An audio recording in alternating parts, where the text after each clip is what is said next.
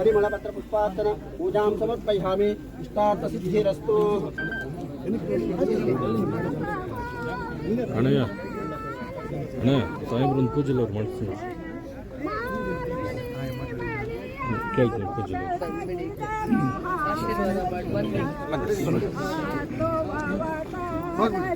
महोत्सव प्रतिष्ठित अतो देवा अवंतनो चक्रमे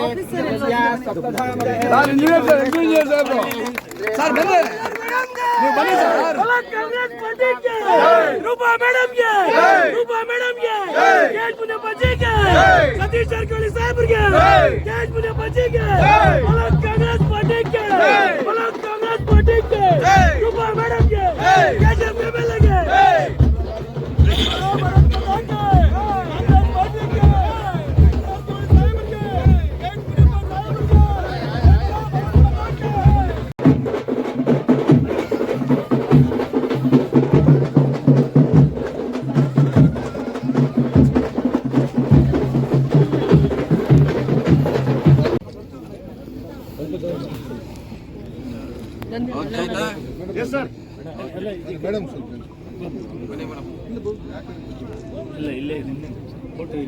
ರಾಜಶೇಖರ್ ಅಂತ AW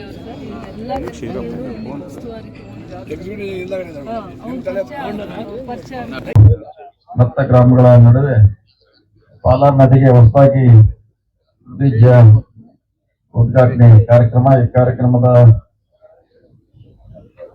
ಅಧ್ಯಕ್ಷತಾನ ವಹಿಸಿದಂತ ನಮ್ಮೆಲ್ಲರ ಹಿರಿಯರು ಆದ ಸನ್ಮಾನ್ಯ H.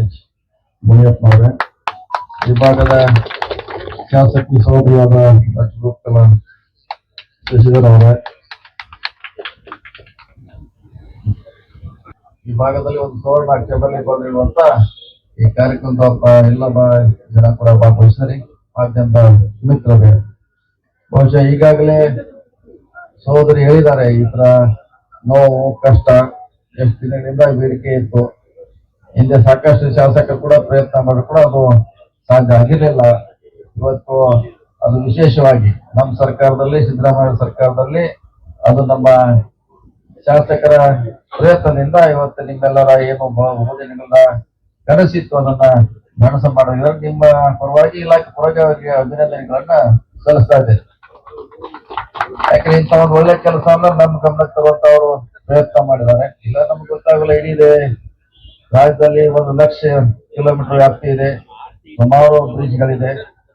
ಸುಮಾರು ಇಂಥ ಸಮಸ್ಯೆಗಳಿದ್ದಾಗ ಅದನ್ನ ಸರಿಯಾಗಿ ನಮ್ಗೆ ನಿವಾರಣೆ ಕೊಡುವಂತ ಪ್ರಯತ್ನ ಮಾಡಿದ್ರೆ ಖಂಡಿತವಾಗಿ ನಮ್ಮ ಇಲಾಖೆ, ನಮ್ಮ ಸರ್ಕಾರ ಈ ಕೆಲಸವನ್ನ ಮಾಡ್ತೀವಿ ಅನ್ನೋ ಮಾತನ್ನು ಹೇಳ್ತಾ, ಇಲ್ಲಿ ಬಂದು ನೋಡಿದ ಮೇಲೆ ಇದಕ್ಕೆ ಸಿಕ್ಕಿದೆ ಬಹಳ. ಬಹುಶಃ ಇದು 6 ಕೋಟಿ ನಾವು ಬ್ರಿಡ್ಜ್ ಕೊಟ್ಟಿದ್ದೀವಿ ಮೇಡಮ್, 6 ಕೋಟಿ ರಸ್ತೆ ಕೊಟ್ಟಿದ್ದೀವಿ.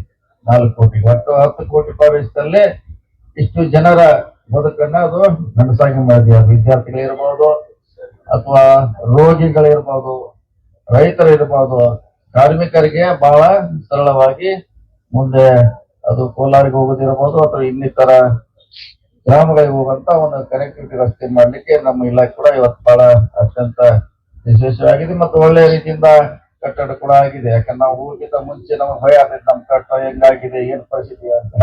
ಅದಿಲ್ಲಿ ಬಂದು ನೋಡಿದ್ಮೇಲೆ ಬಹಳ ಚೆನ್ನಾಗಿ ಆಗಿದೆ. ಇದೇ ರೀತಿ ಆದ್ರೆ ಇನ್ನು ಒಳ್ಳೇದಾಗ್ತೈತೆ ಅನ್ನೋ ಮಾತನ್ನ ಈ ಸಂದರ್ಭ ಹೇಳುತ್ತಾ, ವಿಶೇಷವಾಗಿ ನಾವು ನಮ್ಮ ಸರ್ಕಾರ ಬಂದ ಮೇಲೆ ಕಾಲು ಸಂಘ ಅಂತ ಒಂದು ಹೊಸ ಯೋಜನೆ ಮಾಡಿದ್ವಿ. ಕಾಲು ಸಂಘ ಅಂದ್ರೆ ಇದು ಮಲೆನಾಡಲ್ಲಿ ಮಾತ್ರ ಬರುವಂತ ಒಂದು ಯೋಜನೆ. ಅದ್ರ ಕಾಸ್ಟ್ 10 ಲಕ್ಷದಿಂದ 15, 20, ಮ್ಯಾಕ್ಸಿಮಮ್ 30 ಲಕ್ಷ.